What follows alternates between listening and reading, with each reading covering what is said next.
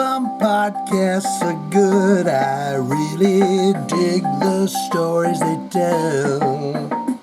But I can't wait to get back to the best podcast in the fucking world. I wish they all could be like Shane's podcast, Heavy Metal News Podcast. I wish they all could be as good as Shane's podcast. So good, so good, so good, so good, so good, so good, so good, so good. I wish all the podcasts could be as good as Shane's.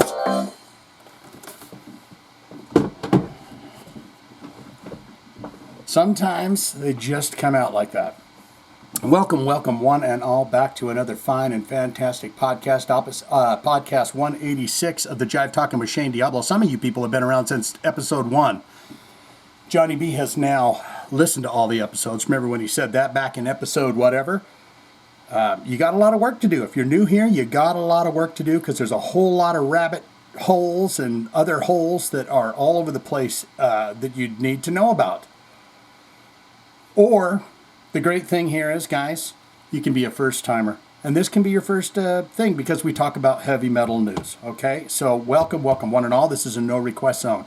Here, at the end of the episodes, I read your comments from the last episode. I have noticed a couple people posting comments for farther back episodes. So, maybe YouTube's starting to let people see that kind of stuff, you know, a little bit. So we, you know, do you understand what's going on here? If it's your first time here, that's what happens. Is I'm going to read your comments at the end of this, but it's for the stories of last episode. So if you want to get in on this action, you just got to listen to this whole podcast and then party with me. Party.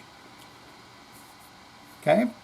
So we're going to hit it. We're going to hit it hard, and we're going to do it right out of the gate. I'm not going to goof around. I'm going to get to the fucking business at hand. Mastodon. Ex-Mastodon guitarist Brent Hinds. You've heard of him. You've seen him before. He's the unruly one, really. He's kind of the guy that's completely tatted up and just kind of freak style that he's got going on.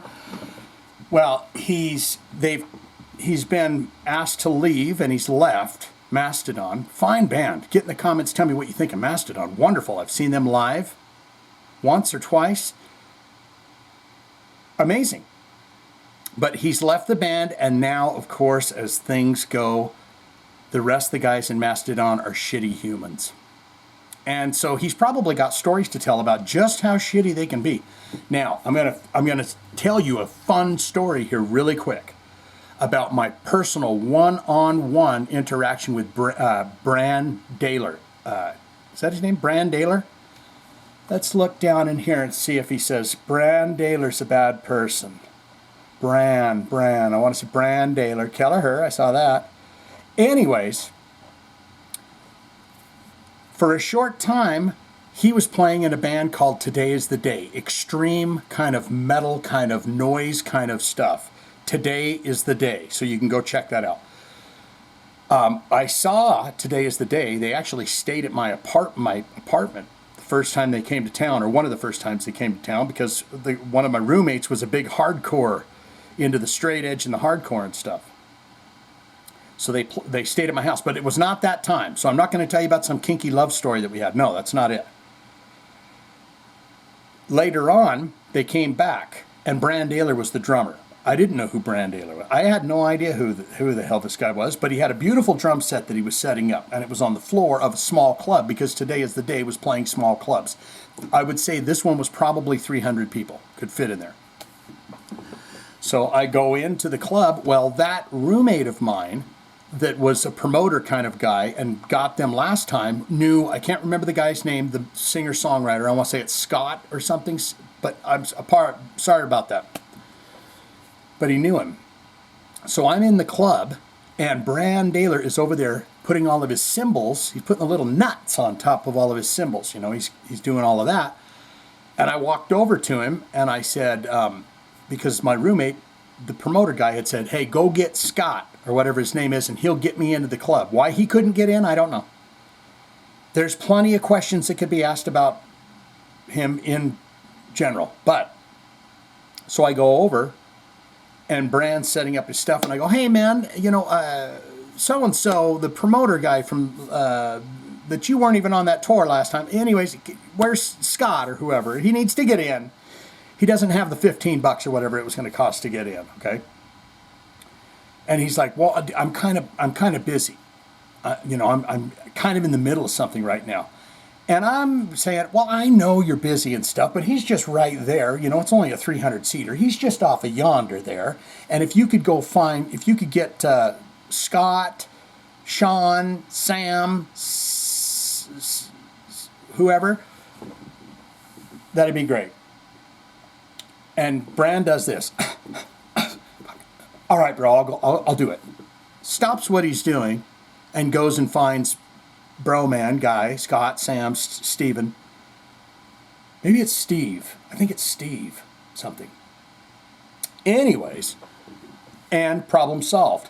But I went away from there, and this is a public apology to Brann right now. I apologize to you for that. That was absolutely rude behavior, and he was such a sweetheart. So when he says these are shitty people, I first-handedly can tell you that Brann is not a shitty person. He was so sweet to stop everything he was doing for some stupid knucklehead and go do that.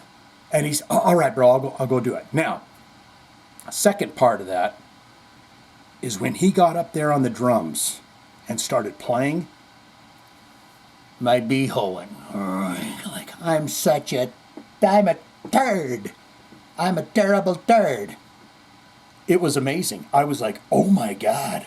I slapped my own face. How dare I speak to a person of his stature like that? So, long story short, I'm telling you right now, if Sir Brent Hinds here is about to say something about Brann, I might have to retort him on that. And you can tell this story to anyone you want because it's true. And Brann will back it up. He'll say, yeah, I remember the little jerk. Show him my picture. He'll say, yeah, I remember that jerk. He might not even call me a jerk. He might call me a swell guy.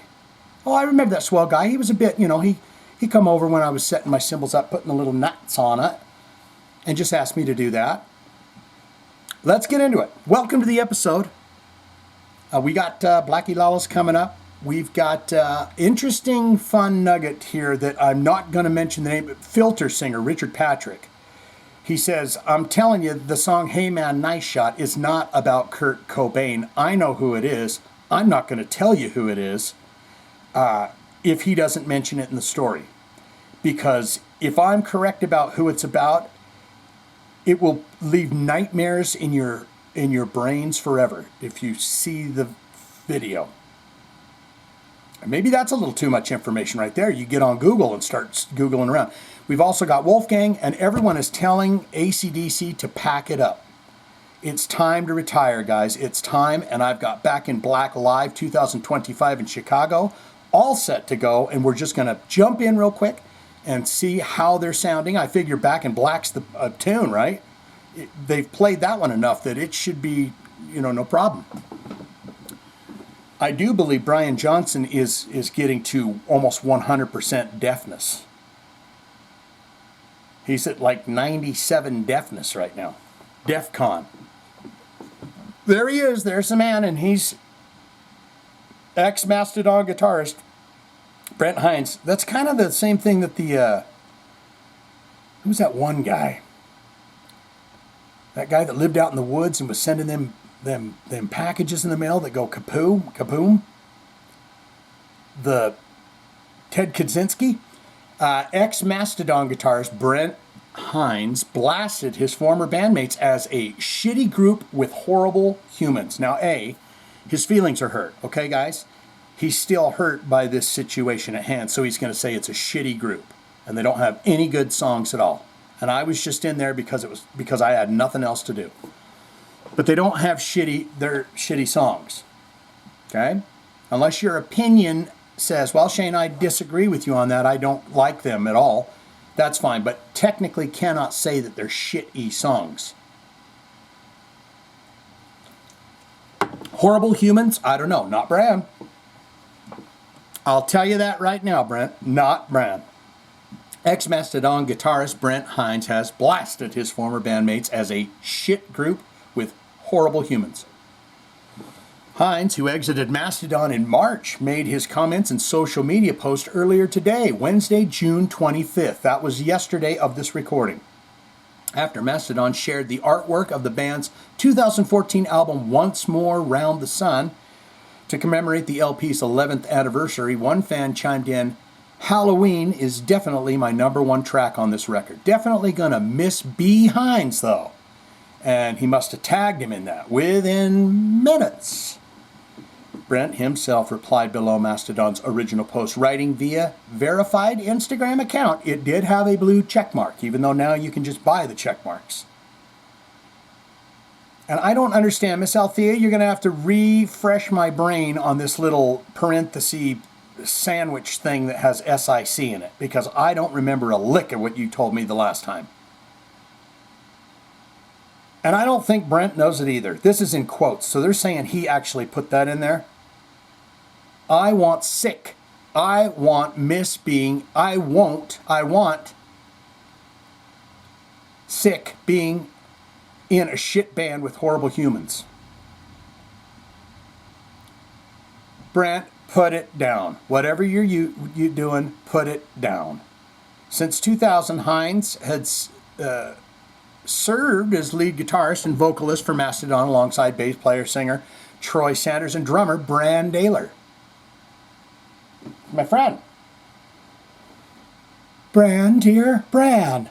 Where is Brann? And he's kind of that kid too. Where is Brann? I can't find him anywhere. I've got eggs, bacon and eggs for him, and I can't find him anywhere. Ma, Brann got up an extra half hour early and went out and mowed the back 40. I just snot. Did you see that? I hope that shows up in the video. And she goes, "That's my fucking Brann." He's that kind of guy. Drummer Brann and guitarist Bill Kelleher. Now, I did see, remember when I was scrolling just a little bit ago? I did see Kelleher's name quite a bit. I can't verify if he's a shitty human or not. I can tell you Brann isn't. Troy is a wonderful guy. That guy is fun-loving guy. So he's got to be talking about Bill here. Let's find out. Since 2000, Hinds has served as the lead guitarist, Troy Sanders and Bill Kelleher. Mastodon's lineup remained the same for 25 years, recording 8 studio albums, beginning with 2002's Remission until the band's latest LP, the 2021's delight and pleasure to listen to, Hushed and Grim. When Mastodon announced Brent's departure from the band on March 7th, they wrote in a statement, "Friends and fans and lovers and just everybody, after 25 monumental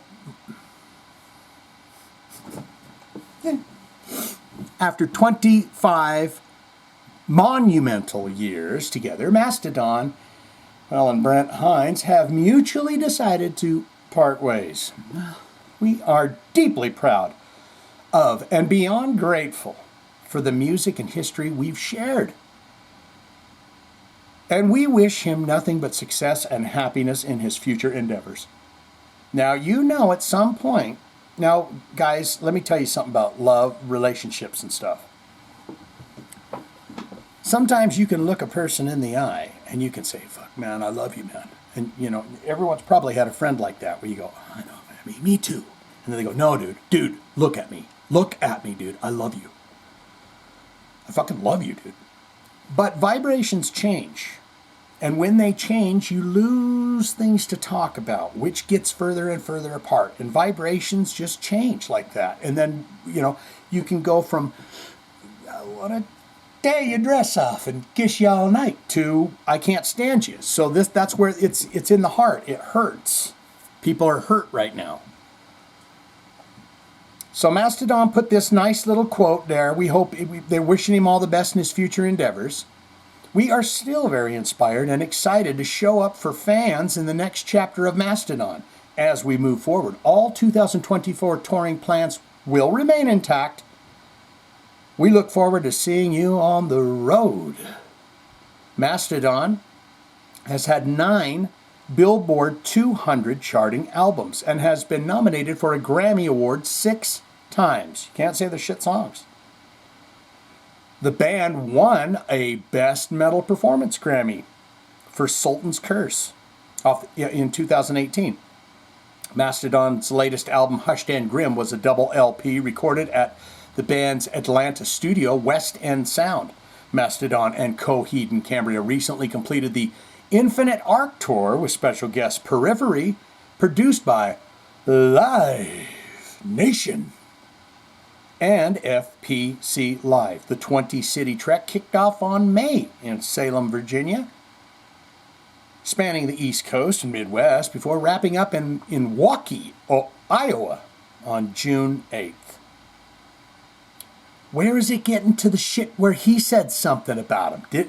Did I miss that? They put the Mastodon put the thing out.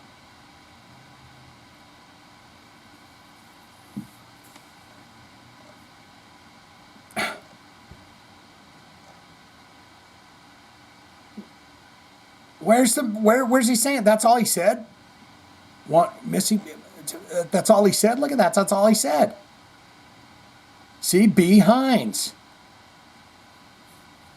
That's not B. Hinds in emotigram. Won't want miss being in a shit band with horrible humans. See, okay, I'm taking this. Guys, I don't know what has happened here. They're just going into the... It's really hard to shoes fill, obviously. But in a recent interview with Radical Metal, Kelleher stated Mastodon's search of permanent replacement. It's really hard. Shoes to fill. That guy had some freaky looking shoes he liked to wear all the time. Obviously, nobody plays like Brent. He's very extremely unique player. So it's not going to be an easy task. We're all hopeful and we're going to figure it out. So that's really all I have to say about that. And that's all I really have to say about that. That's all he said, guys. Well, good news is here, this ain't going to be a 2.5-hour podcast. Blackie Lawless. If you're wondering about Mr. Blackie Lawless's health, well, he has to tell you, we're back up to speed and ready to do what we do. I listened to one of my favorite things to do at my bus stop at the end of the day is there's a chair and I just look straight up into the blue sky and I just see all sorts of wonderful things going on. And maybe I'll hold on to I might tell you a little story that kind of hit me in the heart down the road in this thing. But one of my favorite things to do, and that song, Ride in the Wind Forever Free, Blackie Lawless, Wasp, Frankie Benali on the drums came on, and I was just like, my God, I felt so alive. I'm looking at the beautiful sky, and I ride in the winds. But I just felt like I could just, flap my arms and just fly off into the sky. Blackie Lawless there, he says, you know it's me. Even though you can't see my white moccasin boots. You know it's me. And look at what he's got here, guys. I told you he had the white hair piping back in. Some would say it's gray. But I told you he put it back on. He had the white piping in his hair, then he took it out, and then he put it back in, and there it is. Thank you for that, Blackie. So he's going to tell us that he's got a good back now, and it's good to go, and he can tap dance again just like he did at Mom's house. In a new interview with the Neil Jones Rock Show on Total Rock, WASP, you know what that stands for? We are sexual perverts. The name doesn't really hold as much, when you're getting up there into your 60s and stuff. It's like, now you got to change it to CASP, because now you're just a creepy, sexy pervert. Hear my guts rattling there? It's because I haven't had any sustenance today, except for a muffin.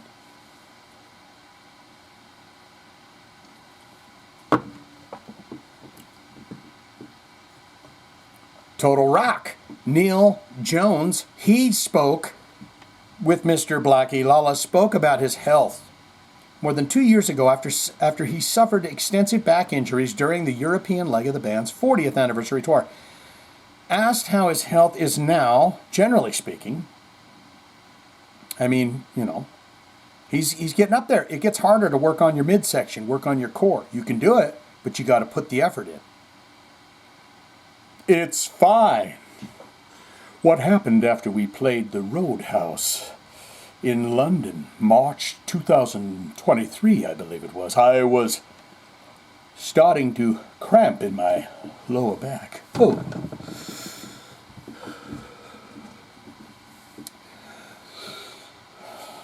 And my left leg. And it's a long story, but it was all from that break that I had. That break in my right leg goes back 12 years now. And it was residual injury that I had from then, and we had to get that sorted out. You and your physical therapist. But what happened, you will not believe this, Neil Jones. You will not. Cover your eyes. This will blow your mind. But what happened after we played the Roundhouse a few days later, we got down to Spain. Beautiful Spain. And I had a doctor, a chiropractor, working on me, and he ruptured a disc in my back. I'm telling you, Blackie, I'm telling you. I see them videos on YouTube and on TikTok of them chiropractors, and they lay someone down on a table, and then they take a towel and wrap it around their neck, and they go yank, and you hear rock, and it's just like, that doesn't seem like that's a good idea. Well, what happened? I'll tell you what it says. Blackie says, I'll tell you what had happened, Shane. He screwed me up really, really bad. I know. And I ended up, one of them vertebrae broke after that. And it was just a domino effect. That's your spine. Nothing but dominoes, connected with little meaty bits in there. And I ended up, one of the vertebrae was broken, like I mentioned. But it was all cause of that doctor. Now, I know there's probably a couple of chiropractors that might listen to this episode. I was going to say, do you call him a doctor? Is chiropractic doctoring? Do you call anyone a doctor anymore? That's my question. Do you call anyone a doctor anymore? Except for those lovely folks in the ICU when we put Mama Diablo down. My God.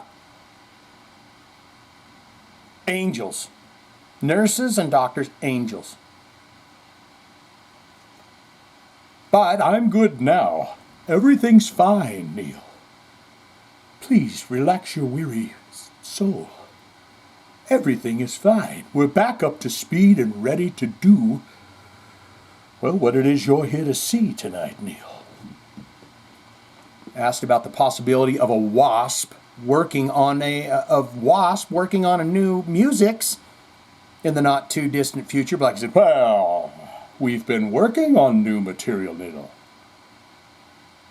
for a while now. But when the situation happened and the doctor wrecked me a couple of years ago, that put everything on hold for a while, Neil. My sweet boy, let me pat you, Neil. Yes, Neil. Yes. Later you're going to try on my moccasins. But quite honestly, for the last year, we've been pretty busy doing what we've been doing, touring. And this next year is going to be the same. So ask me that question in a year when I come up for air for 5 minutes, and I'll give you a better answer. He's going to come up for air? What's he saying? I got to read that again. This next year is going to be a good year. So ask me that question in a year when I can come up for air for 5 minutes. That means he is a very busy businessman. When they don't even have time to breathe 5 minutes of air, that's a businessman doing good business and making good money doing good business. Back in August 2023, Lawless underwent a successful surgery to treat that son of a bitch who hurt his back, 2 herniated discs and a broken vertebra. Because of his extensive back injuries, Blackie suffered during the European leg of the Wasp 40th anniversary tour. Indeed, he had they installed a seat on El Dorado for him to sit down while he was singing. The band's 2023 U.S. tour was canceled. We've got to do it, Neil. We've got to do it, Neil. We had to. I couldn't take the pain anymore. It was too much for me, Neil. Oh, we got Eddie here during May 2023, and I'll tell you this right now. I love Eddie Trunk, okay? I mean no harm and no foul and all love. I am him, he is me, we are one. Do you understand what I'm saying? We all share a little spark of pure energy. And another thing that I saw was a really wonderful Steve. I can't remember his damn name, his whole name. Steve, the singer guy from Kicks. I've been watching that podcast of his. And he talks about Eddie Trunk and how wonderful Eddie Trunk was and how he's a serious metalhead, and he always was, and he was on radio shows and worked in record stores and shit. He's a real deal, okay? So we like to have fun with Eddie, but we don't think Eddie's a terrible person or anything. Not like Brent Hinds thinks that Mastodon is. During a May 2023 on him, Sirius XM's Trunk Nation with Eddie the Junk Man, Junk in the Trunk, yeah. Eddie, give me a call. I'll do a different one of those for every one of your podcasts. You'll never have to do another one again. I'll sit here for a solid 24 hours and I'll do one because I want you to be on the air for at least 20 more years. So I'll do all these and then you can just paste them right on. Lawless said that he injured his injuries he suffered during the European tour that year was direct reflection of what happened, and he filled us in on all that. It was his right femur was giving him problems. It was being broken back in 2013 because I wore a lift of 9 years, and come to find out I did not need that lift, Eddie. You gotta be out of your head. It's true, Eddie. Wore a lift, and that was only determined in the summer of 2022. So the lift was taken out, but the spine had adjusted to me walking with that lift. And when we took it out, well, then that was when the problem started, Eddie. Oh, that must have hurt. But when we got to Europe, we quickly discovered, about 2 weeks into the tour, it was not the case. And what was happening is that my vertebrae were compressing some of the discs. Not the compact discs that we sell at the merch table, conveniently located by the bars usually. At the back of the room you can pick up the compact discs. But I ended up rupturing a disc. And then that started leaking out gelatin. That then wraps itself around the nerves coming out of the spinal cord. And that then creates this thing called nerve pain. And I don't know if people understand what that is, nerve pain, because I had heard of it, but I had never experienced it before. And it is a pain that you cannot describe, Eddie. Could you try to, though, give us kind of an idea? Eddie. I had to have that pain, Eddie. I had never experienced it before, and it is pain that you cannot imagine. It is unlike anything you've ever experienced before. We love you, Blackie, and you've been through a lot in your life. I'll tell you this right now, my sweet fella. You've been through a hell of a lot in your life, and I'm glad you're back up top speed and doing well. I think we're really ripping through this stuff nicely, guys. We're going to be onto your comments in no time, and there's a bunch of you there. And I made sure and double-checked everything. Aren't you loving that? Do you know who this guy is? No, it's not the CIA, the FBI, and the you know, F Troop. I don't know. That is Richard Patrick. Now, let's speak upon Richard Patrick a little bit. He is the guy that basically is the leader of the band Filter. You've heard the song "Hey Man, Nice Shot." Do do do do do do do do do do. That's why I say "Hey Man, nice shot." Right? He's got a couple of other hits. They got really popular there in the kind of the mid '90s because they had a song called "Take a Picture," and it was very poppy and it was very kind of radio friendly, and it exploded. And everyone was listening to that song. And you'll remember it. Go listen to Filter, Take a Picture. You go, oh yeah. The problem is they're not a soft band and never have been. And I went to that show.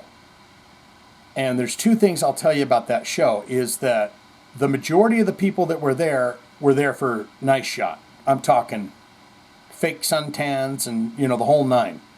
Purse and, oh yeah, you know, just all of it. But I'm going to tell you something. He stopped the show. And the reason for that was because he went on a little tirade about the Foo Fighters and everybody else and at the time and how they suck and everything sucks. And well, someone threw something up there and it smacked him. And the lights went out, bang. And they were out, and it was going, Filter, Filter. And some lady with a purse going, oh, honey, I wanted to hear that song, Take a Picture.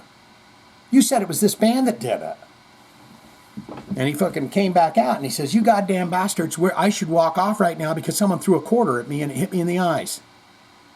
I should leave right now, but I'm not going to do it. Another thing I'll tell you is I love their light show. It was brilliant. It was simple. It was dark. They had these bluish purple lights on the floor. That's it. Bang! They would light up. Boom! They go out. They'd spin. Very simple. Easy. You get a smoke pod machine, you're good to go. Anyways, so what was the other thing I was going to tell you about that concert? Oh, anyway, so yeah, so they're not a soft band. You've heard Hey Man, Nice Shot and all that stuff, Short Bus, that album. Well, they played Take a Picture very last song. So you just see these people just sitting here listening to this fucking kick-ass heavy music. And the last song, he says, now we'll play it. So, Richard Patrick, to you, I say, you saw who was there and what was going on. You said, I'm going to make them sit through the whole damn set. And for that, I say thank you. Now, we're getting on to what Richard Patrick says. He says, Hey Man, Nice Shot was not written. He denies that it was written about Kurt Cobain. And I'm not going to tell you who it's about, but I'm curious if he backs up who I think it's about. And I could be wrong, and I could be spouting filthy lies about it for years. But let's get into it. In a new interview with the Jessa Lee Show, Filter frontman Richard Patrick spoke about the band's alt-rock hit, Hey Man, Nice Shot, which recently celebrated its 30th anniversary. Well done, sir. I'm happy for you on that. Those are good records. I like I like Short Bus, and I like the one that came right after that. I'm not familiar with the rest of the stuff. I'm sure it's still good, though. Don't want to hurt your feelings. Regarding the songs, and by the way, another thing we want to mention about Richard Patrick is he was in the OG Nine Inch Nails, like the beginning Nine Inch Nails. He was in it. All right? So you don't fuck with this guy. Do you understand what I'm trying to tell you? You don't just go beefing off and talking about him bad because he was in the original, the OG Nine Inch Nails with Trent Reznor. Regarding the song's enduring popularity.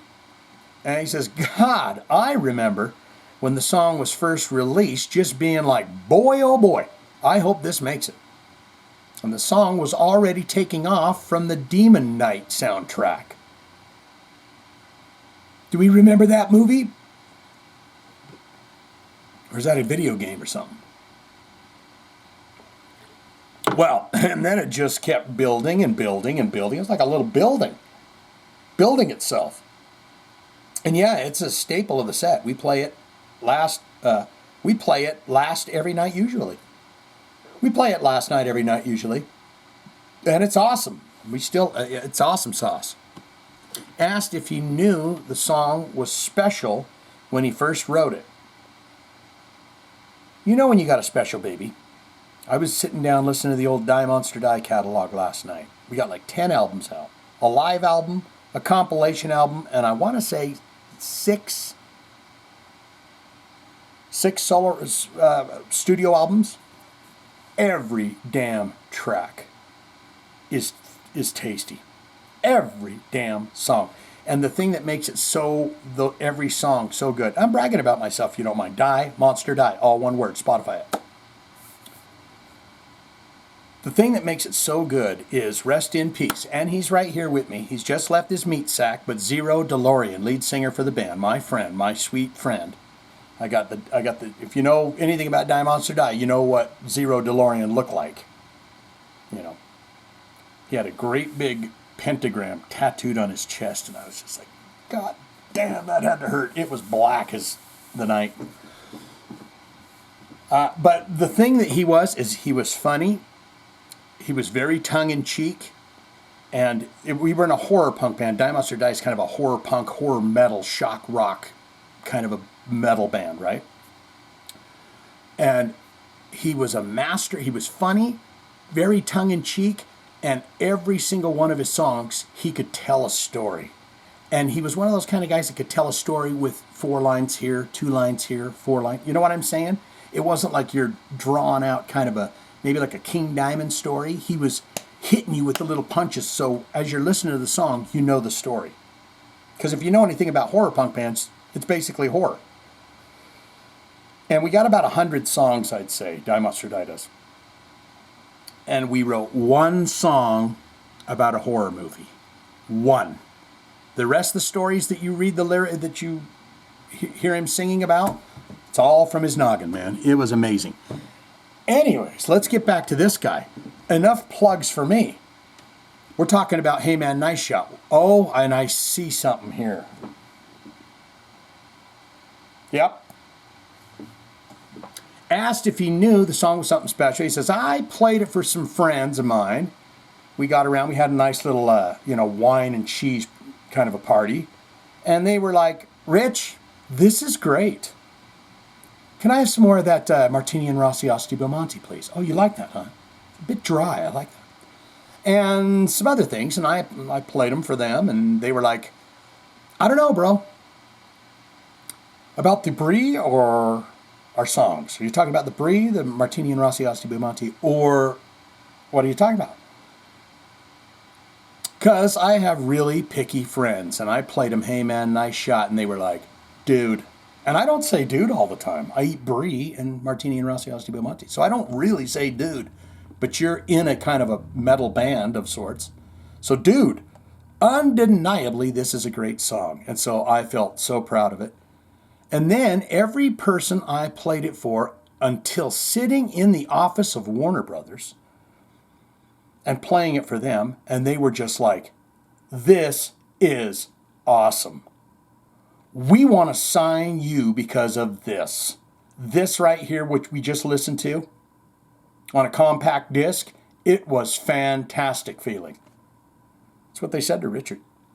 Warner Brothers Records, they said, we're signing you for this right now. Every young musician in the world had that dream. You know, when I started in metal bands as a kid, Death Angel, man, I was like, these guys are 16, dude. We can do it. By the time we get 22, we're over. There's no way we're doing anything. But that was the dream. Is that you walk in with that cassette tape to the big cigar chomping fucking guy that's got the platinum records behind him, and he say, I want to sign you to a 5-album deal because of this right here. That is awesome. It's the dream. Not so much anymore, but, when I was a younger man, Richard went on to confirm that Hey Man, Nice Shot was written about the public suey of Pennsylvania State Treasurer R. Bud Dwyer. Yes, indeed. On January 22nd, 1987, in Harrisburg, Pennsylvania, Dwyer had been convicted of bribery charges in the December 1986 and was expected to receive a lengthy sentence. Now, here, listen to this, guys. Pipe your ears in. Are they going to... Oh. Professing his innocence and decrying the legal system. Now, he's doing this at a junket where all the reporters are there. So he's standing in front of a podium. Every damn camera, every goddamn news station in the world has got a microphone up there, and he's standing around it. Well, Dwyer shot and unalived himself with a 3.53. You ever seen that kind of a gun before? That one? That's a 3.57 Magnum, 3.57 revolver, a 3.57 Magnum revolver and he pulls it out of a manila envelope. And I'm telling you, do not. It is fried into my brains, and I beg of you, hear me now. Do not look that up. It's on the same level as what I'm assuming, because I've never seen this either, is that, 2 girls in 1 cup. I've never seen it. But I've seen reactions of people seeing it, and I said, I'll never let that into my beautiful, wholesome, diamond brain. Never. So I'm telling you now, don't you come back here in these comments and say, damn you, I went and did that. Don't do it. 3.57 Magnum revolver during a live televised press conference. I never wanted to say that it was inspired by R. Bud Dwyer, but people were mistakenly saying it was about Nirvana frontman Kurt Cobain, because he had, unalived himself. Richard was telling the fine Jasiah Lee show, but I wrote the song in 91, which was 3 years before. See, that's what I was thinking too. It's like he wasn't even passed yet. So the record company kind of just leaked it and said it's about R. Bud Dwyer. It was inspired by R. Bud Dwyer, his public thing. And I was just like, well, the cat's out of the bag. And so I never wanted it to be about what the song was about, but it's out, yeah. Because I'll tell you what, every time I hear that song, I think of that name. And it's a great tune, and I listen to it whenever it pops on. And, Richard's going to retort on Bud Dwyer's behavior. And he did what he did, and he made the point he wanted to make. And I saw it as a young man, and I wrote lyrics, and it just resonated with me. And I just found it to be shocking, and it is shocking, and I tried to understand it. And so that's what the song is about. Trying to wrap my head around, why would someone do this? And it's interesting fodder for lyrics, in my opinion, because I was so over, and a lot of people were too. Interesting fodder for lyrics, in my opinion. Because I was so over, and a lot of people were too. I was just so over songs about hot rod. Oh, okay. So here's how he's saying it, guys. He's saying, because I was so over. I mean, come on. And a lot of people were too, okay? I was just so over songs about fucking hot rods and chicks and that crap that they had spoon-fed us in the 80s. I was sick of it. Elaborating on the fact that some people still mistakenly believe that Hey Man, Nice Shot was written about Cobain, Patrick said, yeah, and wouldn't they be hating on Richard Patrick? Like he was saying something like, hey, good job, bud. I don't like you. I don't like your band. urban legend is, oh, he says Dave Grohl right here. Urban legend is that it's about Kurt. But the great thing is, I went up to Nirvana's Dave Grohl and I explained that the song was written way before Kurt sued himself. And I was already signed because of it. And then Kurt did that. And the record came out like a little bit later, and I explained to Dave Grohl, and I explained it to Nirvana's Chris Novoselic. You know him? There's only 3 guys in the band, and one isn't with us anymore. And those are the only 2 people I care about. Well, all right, spoiler alert. Richard, what was you going on about? Because you literally came out, you literally got on that stage up there and was saying, fuck them. Okay? So what was that about?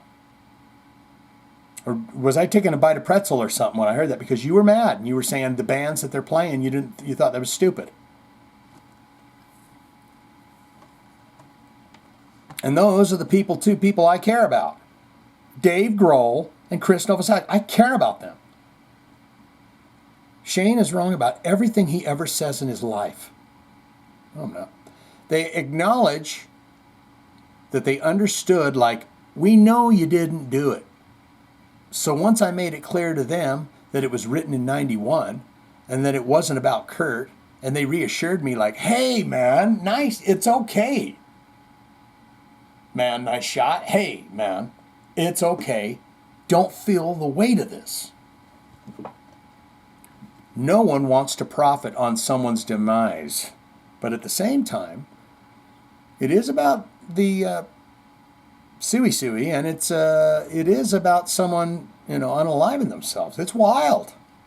So he's saying, you just got the wrong person. Now listen to this. You guys want to go on about heavy metal news. Say he doesn't give me enough fucking news. I gotta have more heavy metal news, and I gotta have it now, and I gotta have it constant. So here I'm going to say, I'm telling you, I'm right. Circling back to how, hey man, nice shot. Oh, Rick Beato's got something up here. Alison Krauss on listening to music. I've been watching a lot of Rick Beato. He's a nice guy. He comes across as a very genuine, interested, nice guy. Wouldn't that be great if he had me on his podcast? I don't know what the hell it would even be about, really. Because I don't really have any good things. This last bit here, and then we're going to get into Wolfgang. Circling back to how Hey Man Nice Shot was conceived, almost like a child in the womb. Richard said, I was writing this song for me and my stoner buddies that were hanging out when I was a kid. And we were playing Sega Genesis and stuff. And I was even writing it, and I wasn't even writing it to leave Nine Inch Nails, which I ended up leaving Nine Inch Nails because of it. I was like, shit, if I can write Hey Man Nice Shot and get a record contract with Warner Brothers, I can make a living in the business. Because what Trent Reznor told him, you need to get a pizza job or something. Didn't he? Because I want to say I remember that, where he said, you did, bro, you make a little money touring with me, but you got to get a pizza job. That's all speculation, okay? I don't need Thunderbones to come in here and kick my damn door open, Trent Reznor, and get me a couple of them power chops that he's got, okay? I don't need that in my life. Wouldn't that be just fucking wild if the door was kicked open and Trent Reznor was right there to go, ooh. I said, shit, if I could write Hey Man Nice Shot, I could get a record contract with Warner Brothers, and I can make a living in the business, and that's exactly what I did. So when I set my mind to anything, I can do it. Richard recently wrote a song called The Gunslinger of Redemption and composed all the music for writer-director Brian Skiba's Western movie, Gunslingers. And there's the guys. Who's this fella? Is this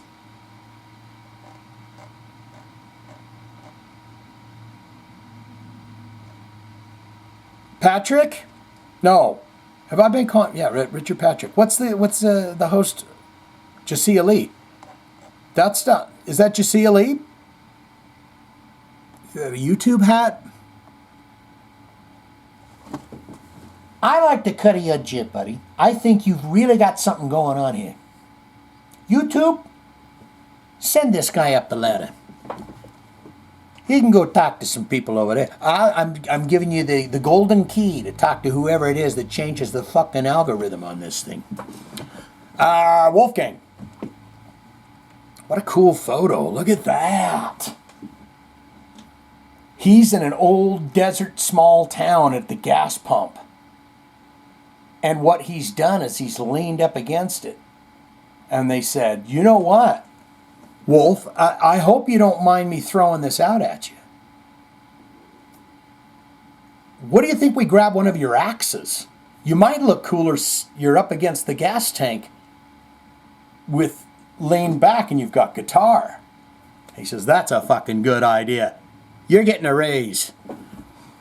And then someone else says, Sir, Mr. Gang, Mr. Halen,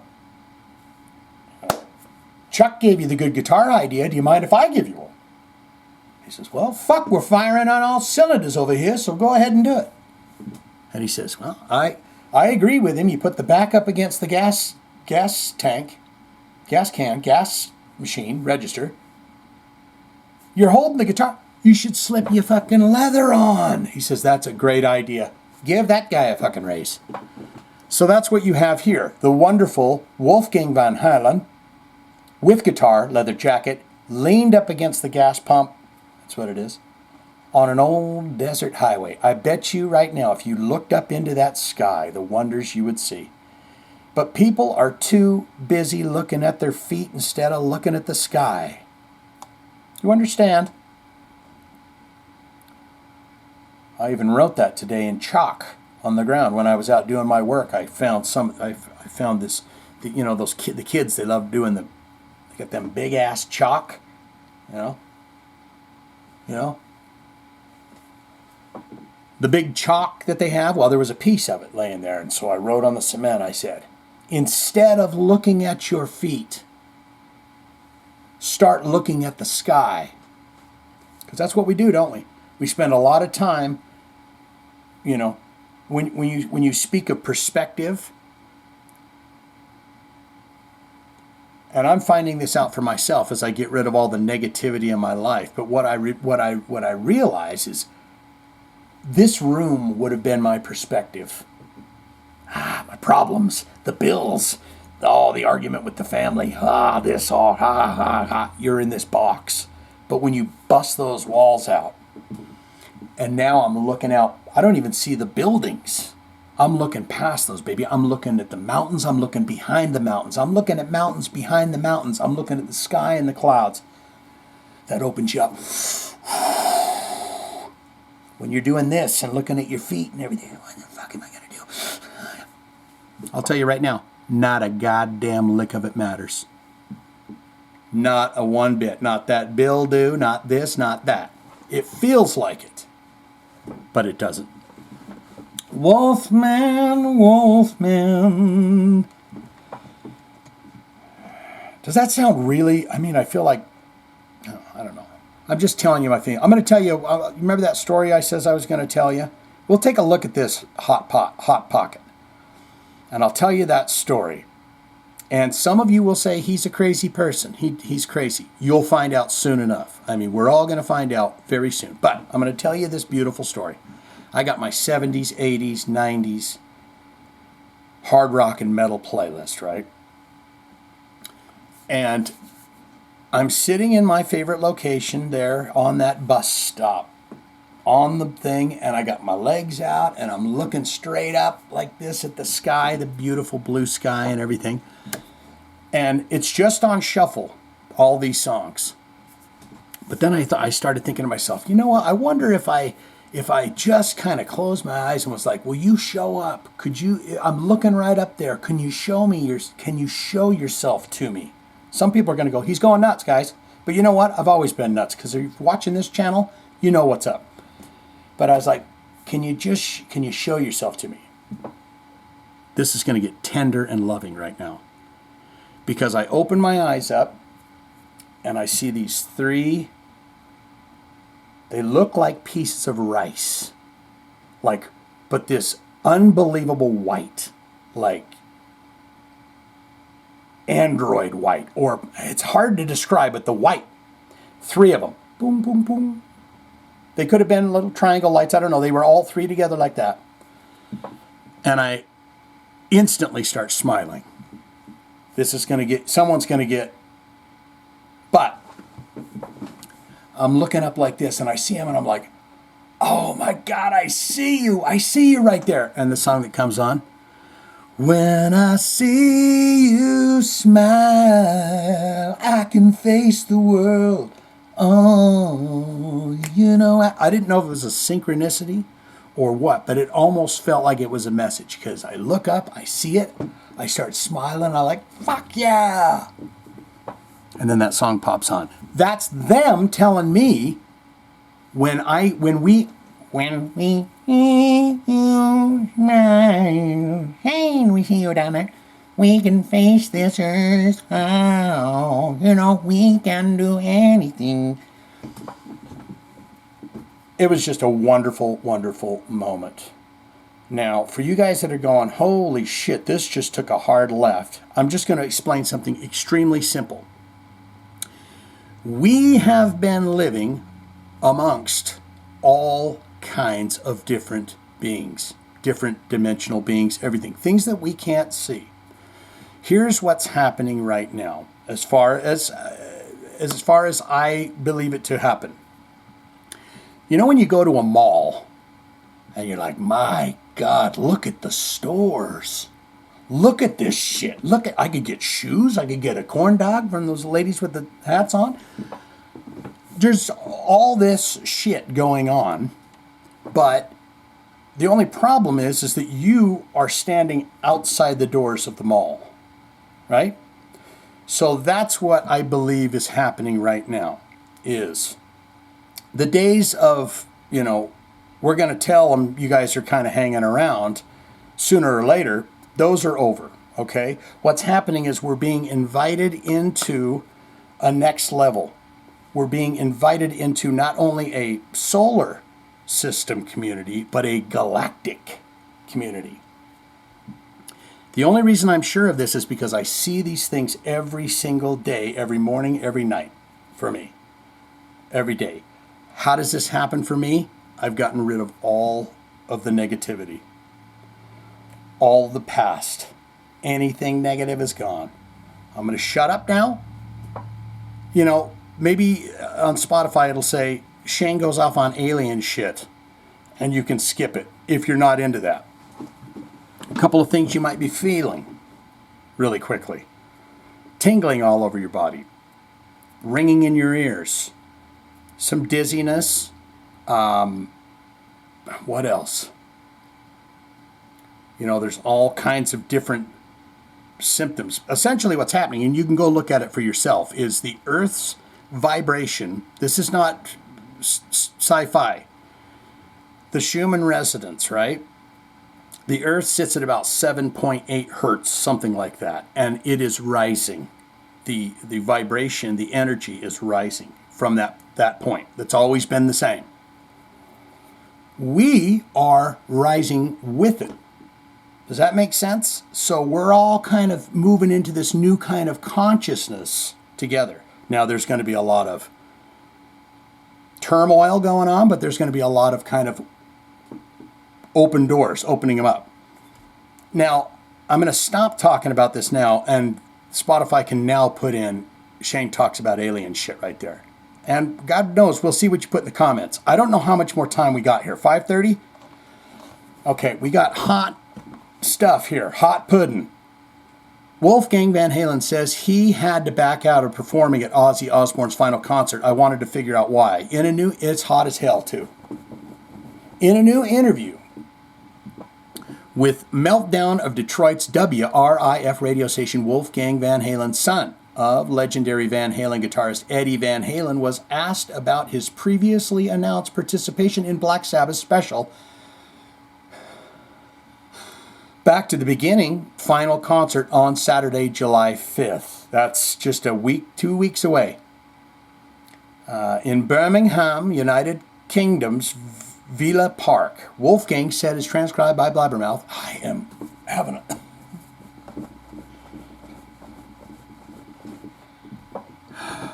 God, I thank you. I thank you for watching this shit. I really do. Just watch it to the end, please. I unfortunately had to back out of the big... because of Creed. Those fuckers. I unfortunately had to back out of it because of the Creed tour with Wolfgang's Mammoth. And you don't call it WVH anymore. It's just Mammoth. Unless he's changed the name to Wolfgang's Mammoth, and that's dumb. Change it back the other way. But if it's just Mammoth, that's okay. Daddy says it's okay. What's that, Eddie? Yeah, Daddy says it's okay. As the support act starts the day after, and I wouldn't be able to pull it off. I couldn't. Unfortunately, I am very excited to watch it. I'm going to be watching it via Zoom. Private link. Sharon's going to set me up with a private link for it. But I unfortunately had to back out. Asked to name his favorite guitar players who played with Ozzy Osbourne. You better say Jakey Lee. A list that includes Sabbath legend Tony Iommi and Randy Rhoads. Wolfgang said, I'm really bad at picking. I'm bad at picking things, because that almost implies you don't like another one in the comparison. And I feel like Randy was amazing, but you can't not give credit to Tony being the legend and groundbreaking genre creator he was. And is, whoops, he's still around? Yeah. So I love them all. That's not the answer you want to hear. And it's truly not. So thank you for being honest with that, Wolf. Less than 2 months ago, Wolfgang told Loudwire Nights. They get kinky over there at Loudwire Nights. They get fucking kinky. It's like, hey, lock the doors. Well, he told Loudwire Nights that he was looking forward to performing at Ozzy's final concert. Well, then that changed. My family lineage was, and has been intertwined and has gone way back with the likes of Ozzy. And I know my dad was very, very close with Tony, probably the closest of any other guitar player out there. So it was a crazy honor to be there for Ozzy's Hall of Fame induction in October 2024, as well as this. It's just a crazy thing, crazy train thing. That's a banger of a t-shirt right there. Fucking Ozzy's last show. It's a crazy train thing on the back. That's great. I'd buy one. $100. Asked what Sabbath meant to him personally. You mind if I get personal with you and ask you, what did Sabbath mean to you on a personal level? He says, well, there are some legends out there where it's just like, oh, they can't be replicated. They can't. They're just so original, and they started a movement. You can't mess with that. Can't mess with that one. My dad was very much, he kind of focused on his stuff. But anytime my dad gave cred to something else, that meant it was legit. And he always told me one of his favorite guitar riffs was Into the Void by Black Sabbath. And there's nothing better, man. It's just the best. They're going to tell us about the Back to the Beginning tour, sold out in less than 10 minutes in February. The concert will mark the first time that the original lineup, Black Sabbath, has been together in 20 years. And it's got Metallica, all the names, and just make you salivate all night long. And boy, oh boy, you got Billy Corgan here, the Smashing Pumpkins. You know what he's going to do? He's going to talk about that for months and months on his podcast. Yeah, I was at the last show. I was. Yeah, I was there. Let's watch AC/DC really quick here. This video is massive.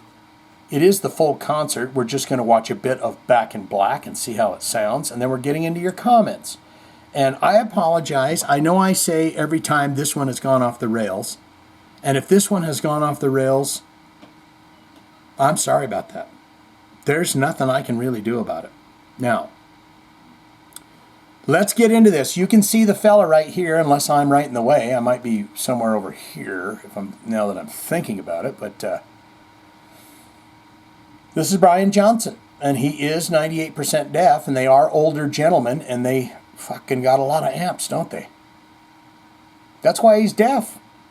Because they said, you know, we only mic one speaker, right? He's like, I want them all on. But it's just, we're just pooping.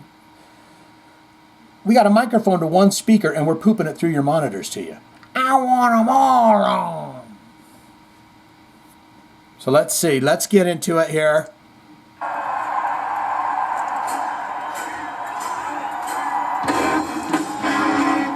Oh. Oh.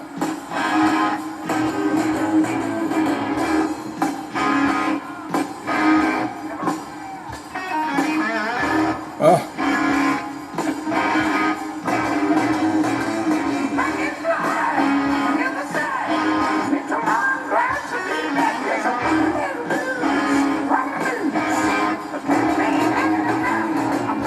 Who's this guy right here? Who's this guy? Who's this guy on the bass over here? Looks like he was in the Joy Division or something. This guy looks like a mod. Looks like a beatnik.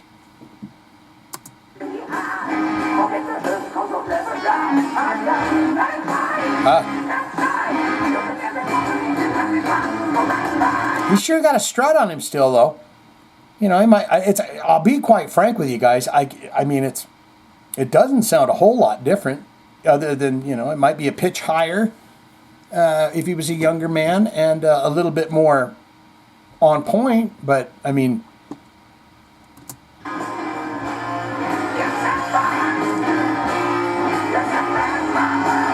he's back, Mama.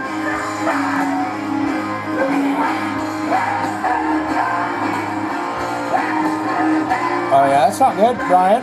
And Brian's behind me right now. You can't even see Brian. He's right here. He's right here. Oh.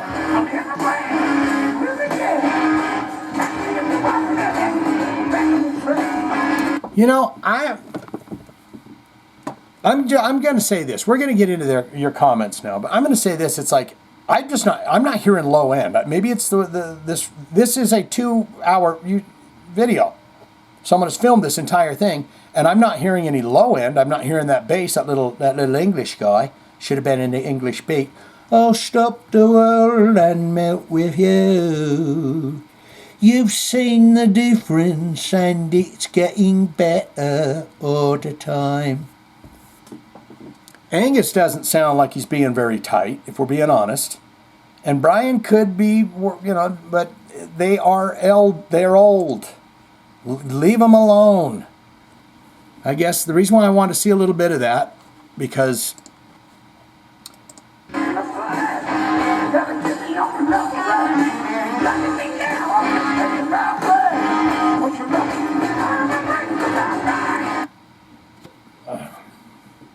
okay, I'm done with that. You know, the fans are saying, stop it. Go home. Don't do it no more. That's what the stories I've been seeing is fans are begging and pleading for AC/DC to stop and quit it. But they can do what they want to damn do, and they can damn well do it as long as they want to damn do it. Just don't call it the end of the road tour and then damn come back and do it again. Rebel Metal coming in here. We've got your comments. That's right. They're all here. We've got the crew. But first up, it looks like we got 3 from some possible new victims here. Rebel Metal, we know him. He put that goddamn comment. Do you remember last time he put in there? He said something great about me. It was something wonderful. But then he threw in a request, and this is a no request zone, but I think that song you asked for, Sinsidious, is coming up pretty soon. Okay? Like in the next week or 2, I think. So, Rebel Metal, he says, as usual, great intro. My question to you, I want to hear what you think of the intro. And I don't want you to go all the way through it, you know, doing that where you drag the thing all the way to the end. No, every single minute of this podcast must be digested. We got Ultimate Sin here. Ultimate Sin, I thought you were around. You might be a different Ultimate Sin. There might have been an Ultimate Sin minus the underscore, because I'm seeing you got one comment and it's this one. So you're getting a heart today. Good job on you. And, well, I cannot disagree with this person. They say Ben Hogan is king. Love him. So Ultimate Sin is wearing the same Ben Hogan shorts that I'm wearing and loving it. Loving every single day of it. Every time I get out of the shower, I put a pair on. I go, goddamn Ben Hogan. Because they just feel wonderful the minute you put them on, and they feel great all day, and they feel greater after wash. Now give me some damn money, Ben. If you got your damn shorts in Walmart, you can grease me with a 50 G's.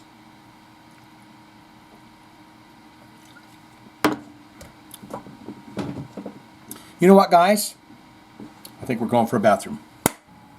Ben, the two of us can look no more. We both found what we've been looking for. It's just a little song I wrote just now for Ben Hogan and his fine, fine products. Now give me that check. Let's get it mailed off already. Coming back, we got DB. What's that? Yeah, DB. 18 comments, 2 hearts received. DB, you will be getting that 3rd heart today, and 3 is a charm around here. Both of the KK Priest albums are total killers. All right, I'm taking your word for that. I have not listened to them. That's one kind of rub about having a heavy metal channel where you want to listen to songs is people going to put in KK Priest requests, and I got to be able to say I haven't heard that. Well, the videos I don't care. Reaction videos, those are just kind of fun. But the first listens, I got to stay true. I got to stay strong and right. The Revenant coming in here. Scoot over. I think my screen. There we go. Problem solved. Oh, no, we got that side now. Jesus. Guys, what the fuck are we doing? What are we doing? Oh, Jesus. Boy, this is really going to stink, this one.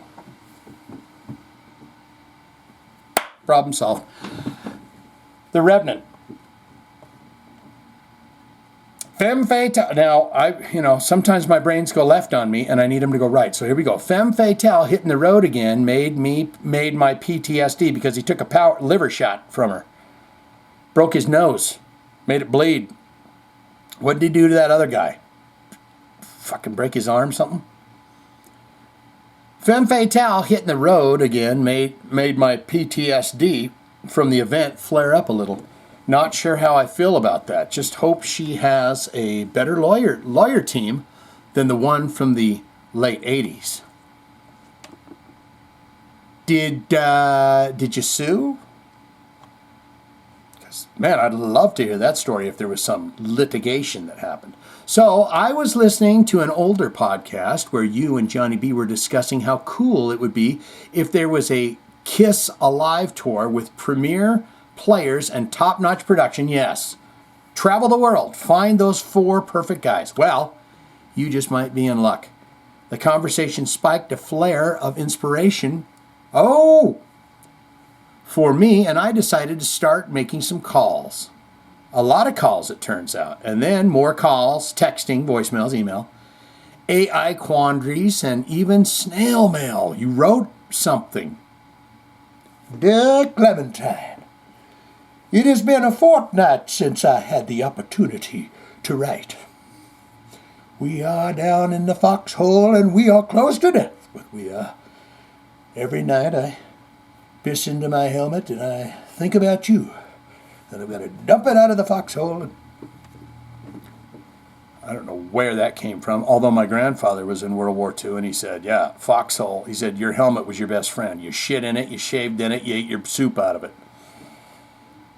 My God, they don't even give you a bull to use like in war. They say, here's your fucking gun. Here's a bowl and a spoon and a fork and a knife. You know, some matches. All right, I apologize. Revenant, I apologize. Here we go. Even snail mail. I'm not going to say it. It's happening for sure. Doink, doink. Just yet, but I will tell you that we found 2 very willing musicians willing to commit. They would be in the Peter Criss and Paul Stanley roles. We are currently scouring the countryside looking for Ace and Gene. We've also had some communication from Gene and Paul's management team. Oh, Mr. McGee, I can tell you that things are, well, they're looking good thus far. But you know how this goes. It could literally fall apart at any moment. But it hasn't yet, so it's good. It's going to keep on trucking, as they say. I had briefly thought of filling the Ace role myself, but I'm too old. You'd be his age. Oh, we're doing Kiss Alive, though. And would rather lead the pack on this one. You can play the Doc McGee role then. I will keep you and this podcast updated as much as I can. If it does indeed happen, and we launch a world tour of Kiss Alive 2027 experience, it's going to be huge.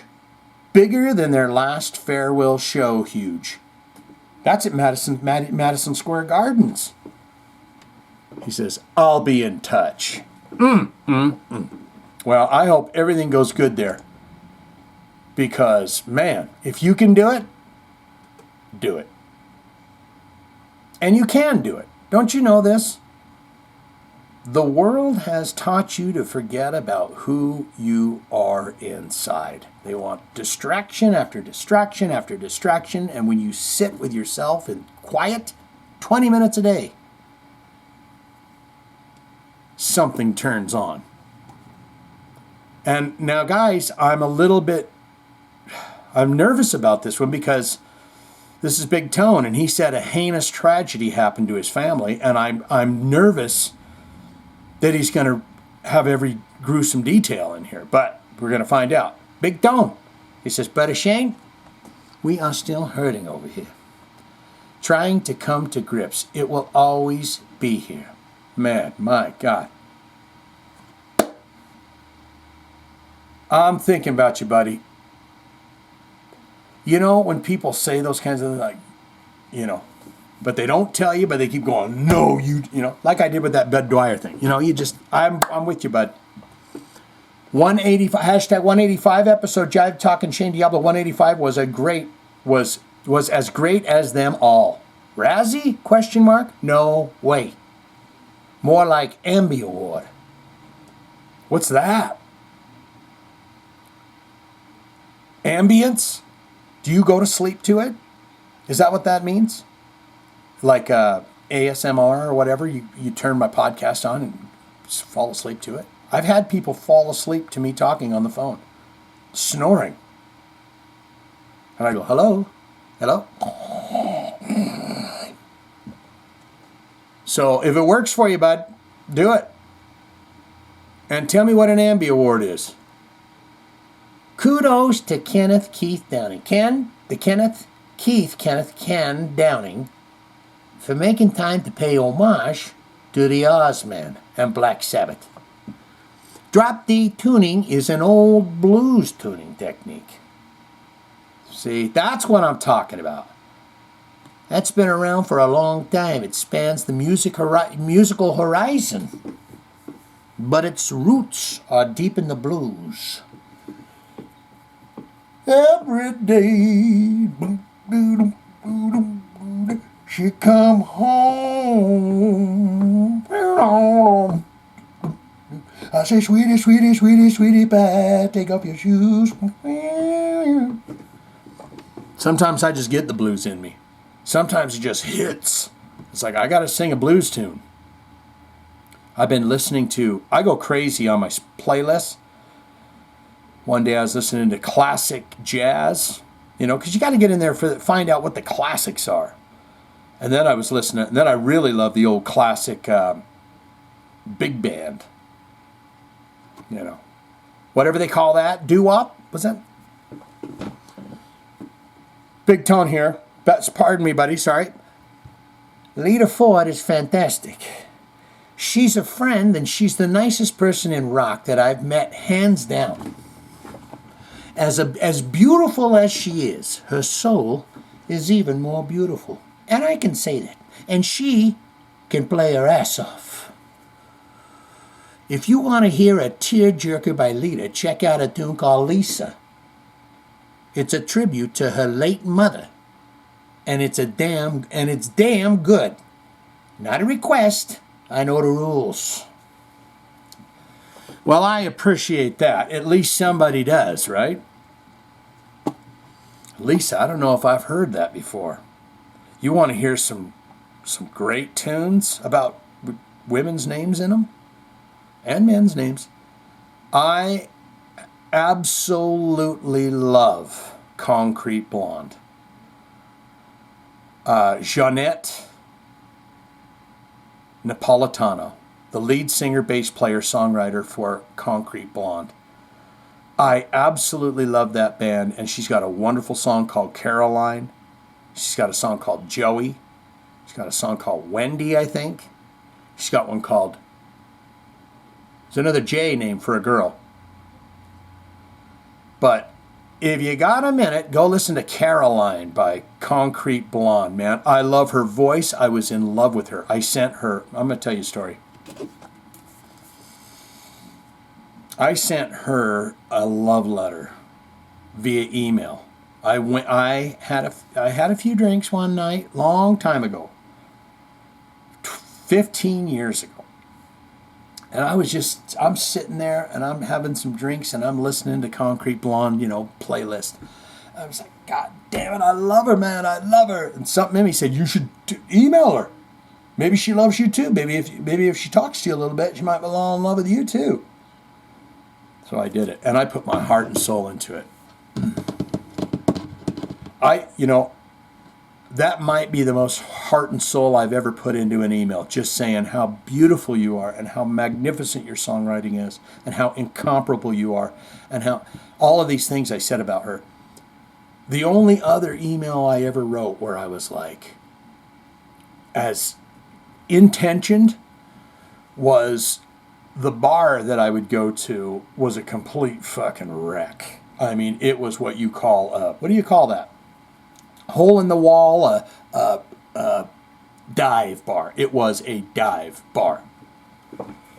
And I wrote this eloquent letter to Bar Rescue because I was like, God, I hope that fucking guy kicks the door in at my favorite place to drink and goes, what the fuck is going on around here? I wanted that so bad. So those are the two emails that I really put my heart and soul in. So that's just a fun insight about me. Concrete Blonde can do no wrong. Jeanette Napolitano can do no wrong. And we continue on. We've got a lot to get to, guys. So Big Tone says, Ozzy's Gravy for sale? Another slithering Sharon cash grab, no question. She's literally the female Gene Simmons. You ever see that episode of The Osbournes where she just takes the credit card? They go to Bloomingdale's and everywhere, and they're just coming out with all these goddamn packages and shit. It's like if I didn't goddamn go to the Walmart or the thrift store for my clothes, I don't know what the hell I'd do. I'd walk around naked probably. I think I told you before, my good HS bro Bobby, HS, huh? High school. My high school bro, Bobby Murray, was the original drummer in Femme Fatale. And I had knowledge of Lorraine. What are you going to do? Garetti.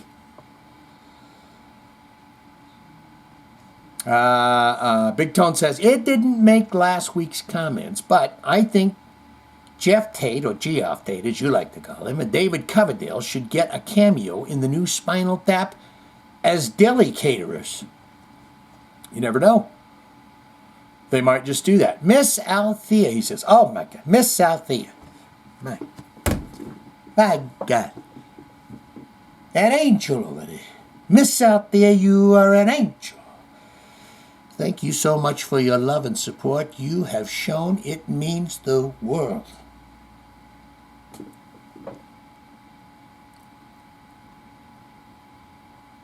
What are those emoticons? I don't know what that other one is. I think that one's the heart. That first one, Can you imagine Big Tom doing this? Hey, sweetie pie, there you go. There's one for you, there's one for the kids, okay? but what's the other thing? I don't know. I can't tell what that is. But that's wonderful. She's great. Thank you as well, Brother Shane. Sweet Brother Shane. Thank you as well, Brother Shane. And as always, keep them coming, brother. Heavy metal emoticon, and hashtag get Shane to 100K. Fist, punch, power, bang. I'm wishing you all the best, bud. I am wishing you all the best. And tragedy sucks. We've had a lot of it, especially if you hang around this channel, right? Because we like to tell what's going on with us time to time. If you haven't noticed, you people, you say, yeah, I do notice that. I don't get enough fucking heavy metal news around here. They want to get to the comments. You guys are all bitching about how terrible your lives are. Maybe not that, but Johnny B coming in here. He says, yes, I've retired the Y-file for now, and I feel terrible about it. No, you shouldn't feel terrible. You said that you have no one to talk to about such things. And that's just a flat-out travesty. It's just what it is. Everyone is starting to wake up, but there's different levels of it, okay?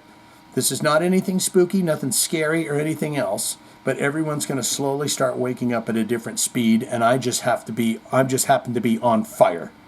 And what I think is happening to me is I'm starting to see more things because I'm open. Here's kind of what I think, and I'm not going to go too deep into it. I said, we're at the mall. We're outside, sitting in the parking lot, at the doors of the mall. And all that's happening on the inside is going, do you think they're ready? They are currently warring all over the world. Do you think they're ready? That's what's going on. In other dimensions, species, everyone that's behind that door, behind that mall door, they've gotten rid of hate, anger, judgment. None of those things apply in their worlds anymore. It makes no sense. Why? Well, because you are me, I am you. We are, there is afterlife. This is not it. I've told you, my meat sack. When this goes, I just transform to something else. Now, someone's going to say, holy fuck, this guy's fucking kaboom. And the wonderful thing about that is that, yes, indeed, if it doesn't, what's the word? Resonate. If it doesn't resonate with you, it is absolutely fine. It will at some point, maybe. So there's no issue, don't worry about any of that shit. If you're like, this stuff doesn't resonate, that's fine. But all I'm saying is you don't let a bull into the china shop, right? So behind that door of the mall is people going, hey, can we all just kind of get along and kind of live in this whole thing? You guys are currently, that's where we're at right now. Now, am I saying that they're going to be coming and saying, hello, Johnny B, hello, please shake my thing, please, yes. No, that's far off, but them introducing themselves slowly to us going, hey, we're here. That's what I've gotten in here. They've said to me, not said to me, but they've said, peekaboo, we're right here, just to get people going, what's that? What's that? What's that? What's that? You guys think, holy shit, he's gone. All right, now I don't stop till you get enough. You said that you have no one to talk to. That's just a plain out travesty. Well, I'm here to tell you right now, you got me, Shane Areno. I can't speak for the rest of the group. The thing that'll be beautiful about this is when things start to really pop off. Maybe someone will go, holy fuck, he was talking about that like on episode 186. I love Easter eggs. It's my entire life is one big Easter egg of fun. And I'm shutting up now. I'm here with you. You got me, Shane Reno, and that I appreciate. I can't speak for the rest of the group, but I'm almost positive they would too. Even if I was going crazy, you got to go. You got to say, well, we're gonna be with him until he's got to go into the home. We don't just abandon people anymore. Those days are over. We come together. The age of Aquarius. What is that? The coming together, community. So if I'm going crazy, you're here to the very end to see it happen. All right? That's the way it has to be. Well, I'm here to tell you right now, you got me, Shane. Okay, we're not going to go over that again. I can't speak for the rest of the group, but almost positive they would too. I will always discuss UFO, UAP, and orbs, Olivia Newton orb, with you whenever or wherever, because listening to how you're explaining it to me is dead on. You've picked up on what is real. It is what is real is. And I wish the rest of the UFO community would follow your lead. Here's what I'll tell you right now about that. Anything, and this has also kind of been, I hate to say told to me, but they're here for me. Now put your fucking hands behind you. Get up! Put your hands behind your back. We got to get the strap. But here, what was I going to say? Yeah, but the thing is anything that you see on the news or on any social media it's bad. It is not. I'm telling you right now, man. They're done with that. Primitive war, anger, hatred, spite, judgment, judging people, all of this, that is caveman shit. That is third dimensional reality shit. They're over that. And the reason for that is because there's abundance. You get to a certain point, I guess, where anything that you want, there's no lack. We have been taught and trained to live in a world of fear and lack. There's not enough. Not enough of this, not enough of that. There's not enough. There's plenty for everybody. There's just people hogging, you know? Back to heavy metal news and other things now. Please put in Spotify, if you're listening, please put in Shane Goes Off again on alien stuff. Thank you. And we are going out now. Thank you, Spotify. I wish the rest of the UFO community would follow your lead on that. I think that there's always been here. Yes, always. Always. We always are looking at our feet, looking at the bills, looking at the fight, looking at the car wreck, looking at the news. And there's another war happening, and all of that. It takes away from you, who you are right here and right here. When you get back to that, there's no, like I said, there's no gurus, there's no heavens and hells, and there's no, churches to join and leaders to follow or anything. It is about you getting back to you. When is the last time, and be honest with yourself, when's the last time you sat for 20 minutes by yourself with no noise, in the dark, eyes closed, and just sat? Most of you will say never. And that's what it's all about. Finding who you really are and not what they have shoveled to you. Doesn't make any sense. Okay, Spotify, edit. Shane talks about aliens just a splash more and now is done with that. Here, thank you. Spotify really do a great job of clipping up. It even says like Mikey B's movies that are bad, but we love them anyways in there. This fucking podcast can be 3 hours. But it cuts it all up in segments. It's the AI. And that's another thing you don't got to be worried about. I think that they've always been here, that they're traveling from another dimension, and that we get a glimpse of them from time to time. You do not sound crazy, weird, or scary at all. It's real, and the other people need to open their minds and realize that in the coming years, yes, we are going to find out how real they are, and it is. I'm completely with you on all of it. There have been a few newer videos released that show a saucer-type object flying through the sky that people have yet to debunk, and they're not showing none of that anywhere. Guys, I'm telling you, they're in the clouds as well. If you spend 20 minutes just looking at your sky outside, just sit outside and look at the sky, get some sun on your face, you're going to see something.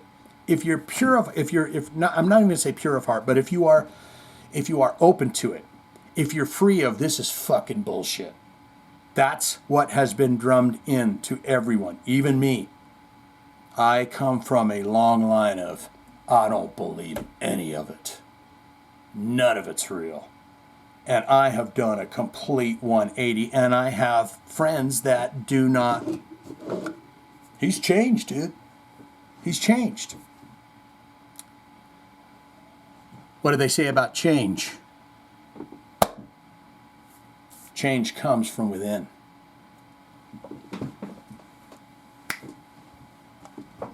So eat that, pal. Oh, no, not you guys.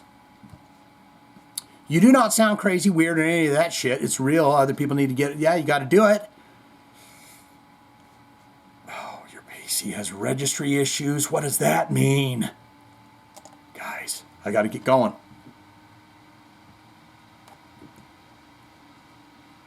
I'm completely with you on all of this. They have been a few newer videos, flying objects. It's very convincing. Look up Weaponized or Jeremy Corbell, or you should come across it. Tell us what you think if you get a chance to see it. Looks like the Wi-Fi might be coming back. You just never know. Here's what I'm going to say about all of it. I don't know who it is, what it is, or anything. But if it has some kind of an angle where they're here for us, they want to eat the meat. That's what they're here for. They want to. They're going to use us as slaves. Whatever. It's all horseshit. None of that is true. And you know what? Let's just call a horse a horse. Business suits and briefcases and step on the little guy to succeed and all of this horse shit that's going on, I'll take aliens. Either way, I'll go aliens. Spotify, again, please punch that in. I will take a look. I know who Jeremy Corbell is, and he did a fantastic documentary on, what's his name? Bob Lazar.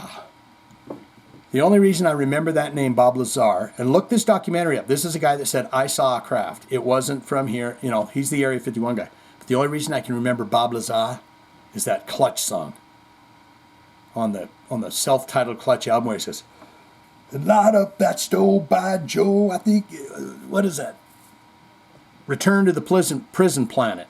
He says something about, and Bob Lazar's coming over, so light up the stove. Harry Mother Frickin' Connick Jr. Johnny B says, I too am a fan of his earlier work. We Are in Love, When Harry Met Sally soundtrack, and Blue Light, Red Light, yeah, I got the name wrong, are frickin' fire. I had them all on cassette and could sing all of those songs back when I was a junior in high school. Get a couple ladies with that, swooning them. So, you mind singing you a song? They're like, oh, I don't want to hear you sing freaking Metallica. You say, oh, I'll hit you with some sweet stuff.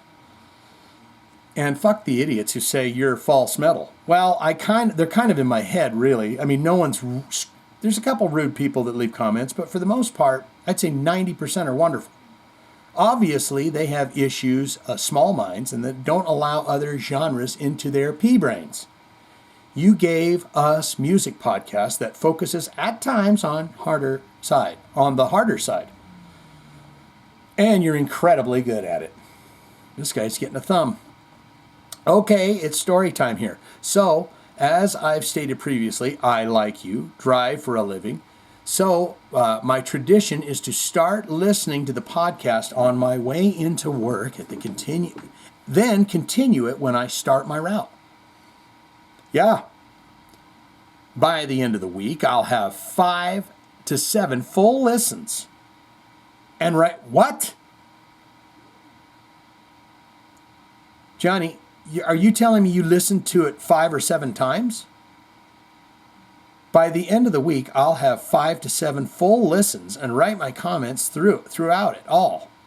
Little by little, it all comes together. So during your Doro Lita Ford segment this week, I started laughing so hard that I had to pull over. Oh, God. In fact, I got to my next customer and I was still laughing. The little conversation they were having about, who wrote the song and so forth had me in tears. Bravo, sir. Bravo. I love that. When I hear that, I love it. I had no idea Lita Ford had a secret writing room that Doro was unable to go into. I felt bad for poor Doro. And when you were covering Mikey B's jokes, see, I listened to the entire thing all the way to the last word and music note. And we're discussing how Yoda doesn't rhyme and Luke is sitting there eating a nice bowl of beans and snakes. He is, isn't he? Trying to figure out what the F he's saying. Lost it. That's great. Then I'm doing my job. If I can't turn you guys all fucking crazy with me with aliens and jokes, what am I doing here? What am I doing here? Dude, you said this one would get a Razzie Award, but I think it deserves a Tony or an Emmy. You had me cracking up the entire time, and that's exactly what I need this past week. Thank you, man. Until next time, ... Keep looking up, keep asking questions, and keep your pants on. Or don't muchas amor. Or don't. What? Muchas amor? Very love? Much love? Hashtag get Shane to 100K. Brought to you by, liquiddeath.com. But they haven't given me no check yet.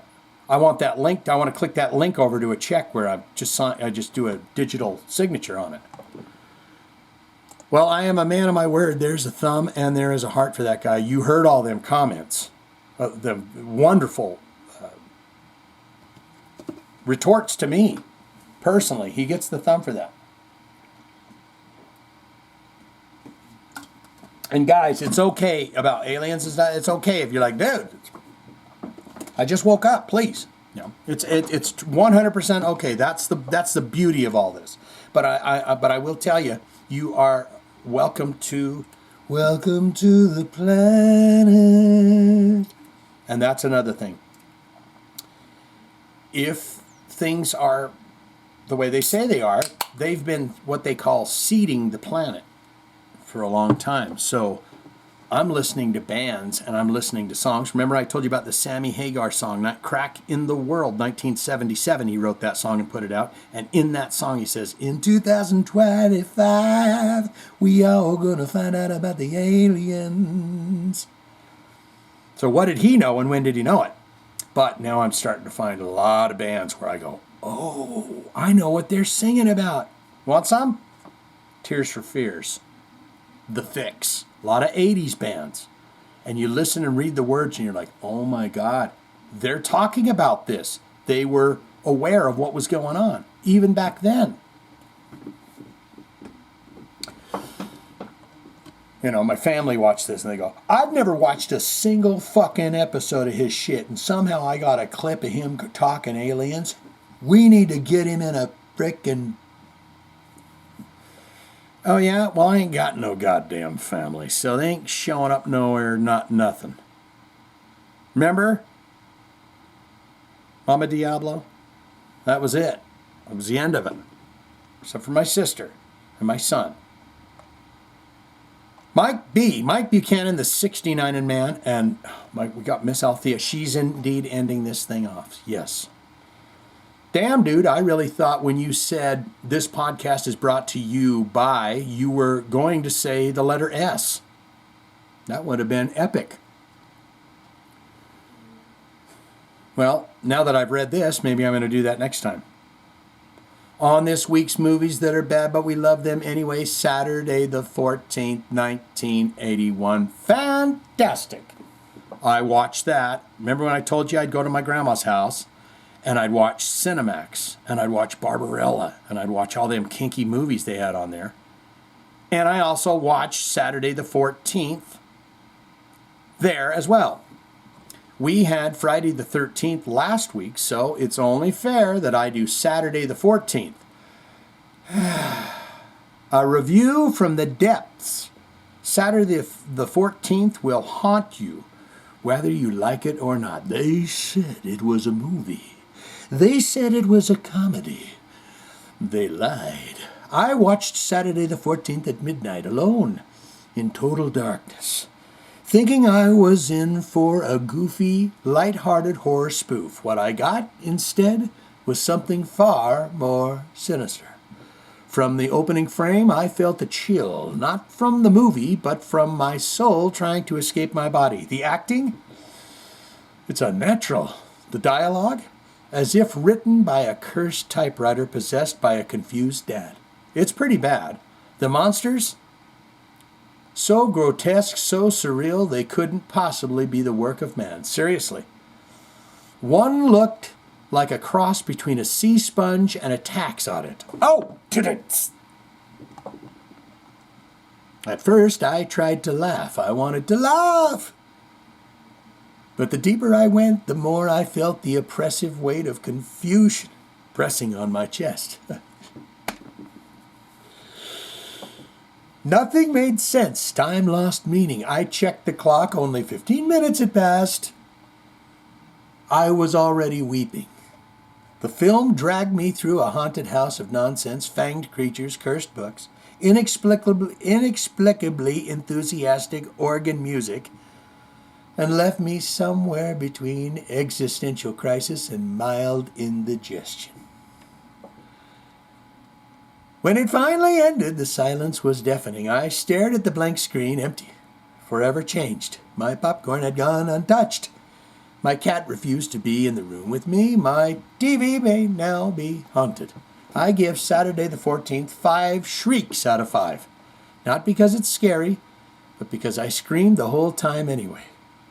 Do not watch it alone. Do not watch it sober. In fact, just don't. Grab your favorite beverage, sit in your favorite chair, pop some popcorn, and press play. Then go take a cold shower. Boy, that sounds great right now.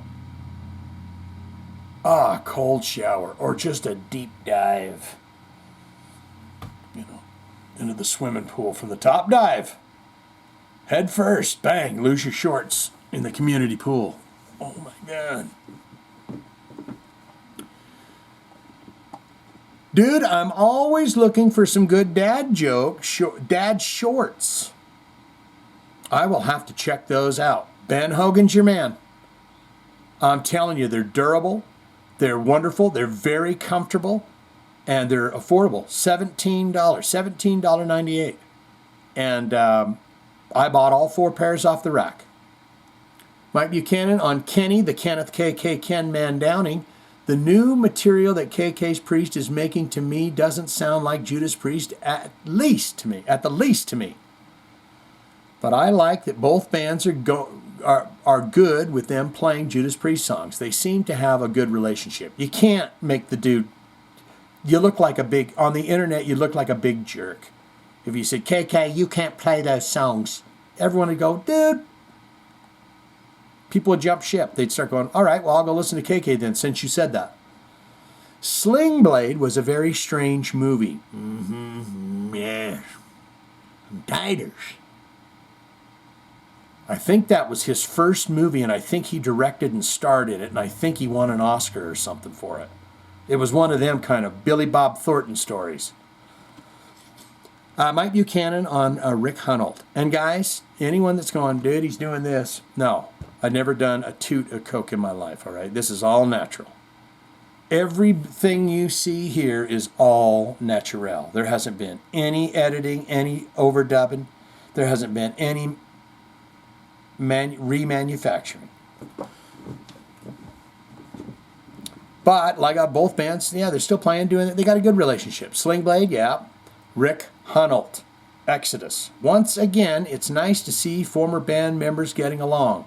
Selecting my favorite Exodus album, I'm going back in time to Pleasures of the Flesh. And that right there, sir, may be mine. I just come from that Toxic Walls Fabulous Disaster era. So it's like this with Fabulous Disaster and Pleasures of the Flesh. Brain Dead, all of those songs on there, fantastic. So you got good taste. Mike Buchanan on King's X, my opinion on why they didn't take off. A couple of things. People just didn't get their music. It's not quite structured like a pop song. And they somehow got lumped into the Christian music area for some weird reason. Well, it could be that they were on the Tammy Faye Baker show. Jim and Tammy Faye Baker, they went on there. Thinking that turned people off. Now, I saw King's X on the Dogman tour. They opened for Typo Negative. And damn, when they hit that first note, the audience went, oh shit, here we go. They were awesome and everyone knew it. Good. Never got a chance to see King's X. Can I get a pocket-sized Aussie if I clone him, that is? If you cross his DNA with one of them little weenies that are inside of the can, you got about 6 of them in there. Make sure add a little of that sauce that comes in the can too. I think you could. And now it's time for the Jive Talkin' Jokes of the Week, provided by one Mike B69. I had an appointment to see my psychic next week, but she called me up and told me I wouldn't be able to make it. And what's that joke about? I have some bad news to tell you. You have 24 hours to live. I have what is it? Good news, bad news? I don't remember. But it's like, yeah, I couldn't get a hold of you yesterday. You only have 24 hours to live. That's why I don't do that, okay? That's why you do it and I don't. I need something therapeutic to do, so I took up gardening. After 6 months, 42 trips to Home Depot, 38 blisters, and throwing my back out, today I was able to eat my $632 salad. There is a bit of commitment, not gonna lie. And let's face it, I'm a terrible cook and I'm a terrible vegetation person. How do you spot a blind man at a nudist colony? It's not hard. That's disgusting, okay? Because you're talking about you have to go around and squeeze things like they have to do with Braille when they're reading books. They got to go around and squeeze things. And if there's something there, you know what's happening. I'm going to quit my job and travel the world until I run out of money. I'll be home around 9 p.m. tonight. That's good, because that's about me. And finally, I went for a run, but came back after 2 minutes because I forgot something. I forgot I'm out of shape and can't run for more than 2 minutes. There's this guy going around. I think his name's called I Show Speed, but he's a really fast runner, and he's like going up to these Olympic runners and beating them. Like, yo, man, you want to race? And then they're like, dude, you can't. You need to get rid of that video, dude. You can't. I got sponsorship deals, dude. You just beat me in the 40-meter dash. You just beat me, and I have a gold medal.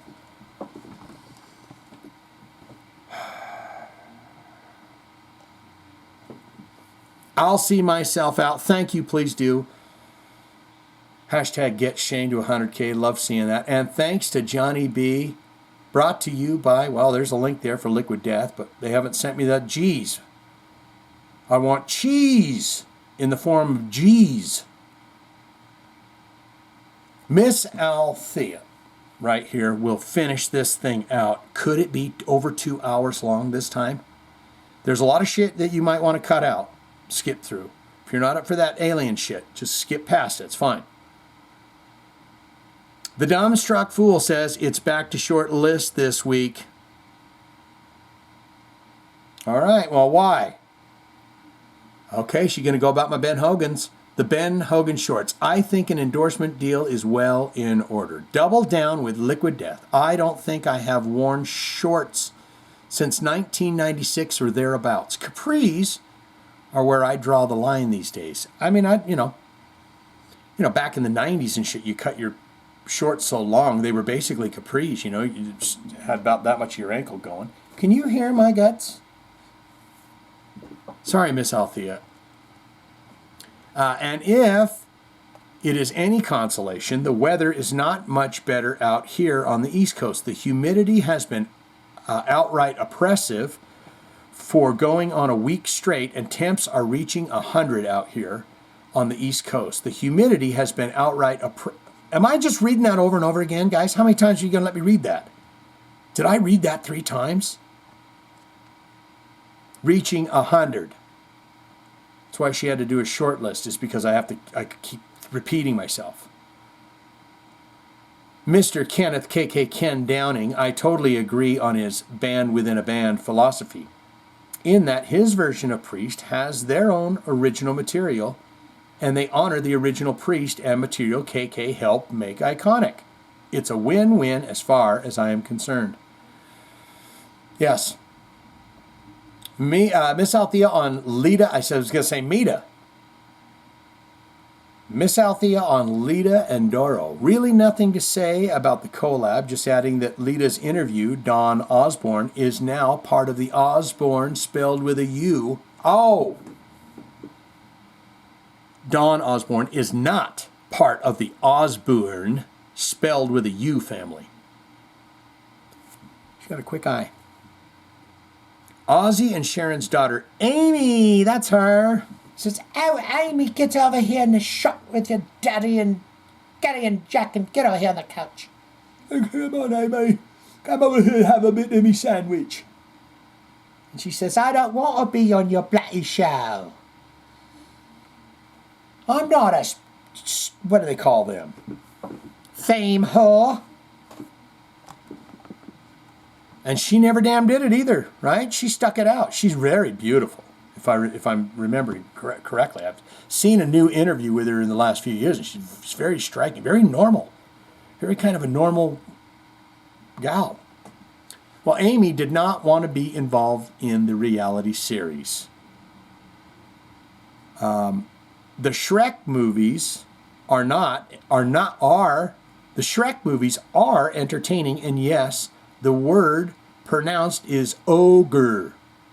Really is spelled ogre. Ogre. For some reason, I'm never going to forget that now. Ogre, ogre, ogre. And the Gazette, you see, I got the dried shit going. And the Gazette has a killer song title, Ogre. Not a request. I know the rules, just saying. Miss Althea on Ozzy's DNA and the Liquid Death cans. Dumbest thing I've ever heard. Until the next dumbest thing I've ever heard comes along. Miss Althea on River Phoenix. Oh, that's him. River Phoenix is Joaquin's brother who died at the Viper Room. Supposedly, he is in a state of unrest and still haunts the place. Well, we got to get Johnny B. Will know who I'm talking about. We got to get little Elliot and Big Joe go over there and investigate the Viper Room. They come over from England. I watch a hell of a lot of them now, Johnny B. Ghost Theory. The thing that I love is they sneak into these places and they don't know if there's somebody in there or not. And every now and again, there is somebody in there.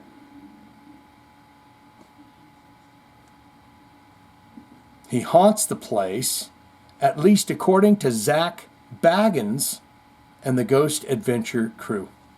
Well, Zach knows a lot. Continued love and support to Big Tone and his family. Keeping it bitchy. Boom, boom, boom, boom. Yes. Well, that's it, you guys. I hope you get out there, and I hope here's the things that I hope that I hope you do. Love yourself. You have forgotten to do that. And the only way to heal everything is to love yourself. The only way you do that is to sit with yourself in peace and quiet and let your mind bring things up. See the things. Say, oh, that's interesting. Why would that pop up? And look at it. And then say, I take any valuable information I need from that and I'll keep that, but I throw the rest of the negativity away. I cut the cord, I throw it away. This is what I did. And slowly but surely, as you sit there for that time in your head, you'll think about nothing. And then after you start thinking about nothing, you'll start to feel like you're seeing things. And the longer you go, you start to realize that you've lived like this. Your parents lived like this. Their parents lived like this. Their parents lived like this. It was them over there, this, that, there. Look at.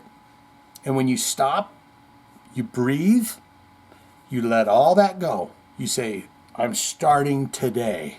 All of it is gone. And you go out and you start looking at the sky and looking around. Touch a tree, damn it. You know, there's one thing that I noticed too is that it feels very strange. Like if you were to walk lonely into the woods, you'd feel something. If you were alone, and I'm not talking about bears trying to tear you to shreds. If you had the thoughts, the fears out of the way, and you were just walking a path through giant redwoods, you would feel something. You would feel a majesty. And I'm telling you, when you just go over and you put hands on a tree and you just say, hey, yeah, you feel like a real weirdo. But that's what they make you feel like, isn't it? He's a fucking hugging a tree over there. That fucking guy, look at him, he's hugging a tree. He's talking to the tree over there, he's crazy. No. You can feel the energy in everything, everywhere. And that's all I have to say about that. And we're going to get on with it. I hope you come back for another episode, my friend. It's sure great to have you around. I will continue to do these episodes, even if it's just us. Just the 100 people that tune in, I'll do them forever. This is my therapy. This is my therapy session. We're going to hit it with a tune. We're going to get on out. I'm going to freestyle something. I hope you like that.